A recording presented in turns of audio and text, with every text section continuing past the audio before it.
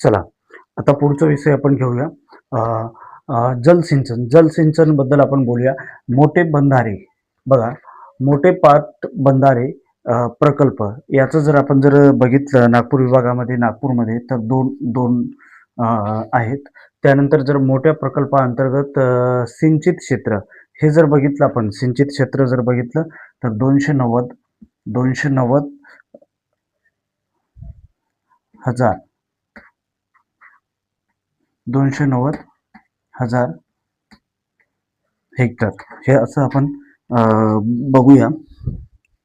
बघा, मोठ्या प्रकल्पाअंतर्गत सिंचित क्षेत्र जर बघितलं तर 290,000 हेक्टर एवढं आहे. त्यानंतर जर आपण बघितलं मध्यम पाटबंधारे प्रकल्प. आता मध्यम पाटबंधारे प्रकल्प हे किती आहे? हे आपण बघणार आहोत म्हणजे नागपूरमध्ये.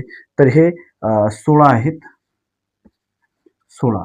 त्यानंतर मध्यम प्रकल्पाअंतर्गत सिंचित क्षेत्र, मध्यम प्रकल्पाअंतर्गत सिंचित क्षेत्र हे किती आहे? हे आपण जर बघितलं तर हे 70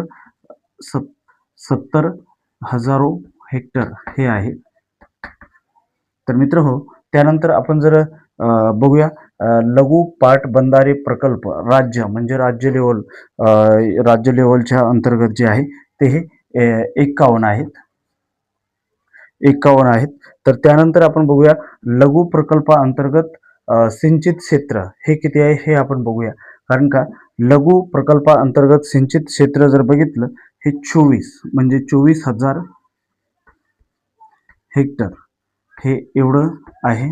त्यानंतर बघूया लाभ क्षेत्रातील विहिरीखालील सिंचित क्षेत्र म्हणजे लाभ क्षेत्रातील विहिरीखालील सिंचित क्षेत्र जर बघितलं तर हे 56,000 हे आहेत. 56,000 हेक्टर. तर मित्रहो, याच पद्धतीने आपण जलसिंचन बद्दल आपण माहिती घेतलं आहे.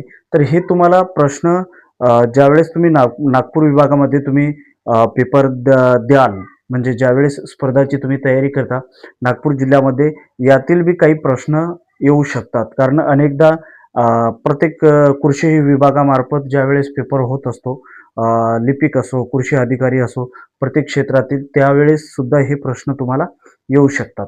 आता आपण पुढं पुढं बघूया आपण यांचं आता अ, पशुधन पशुधन पशुधन बद्दल आपण माहिती घेऊया.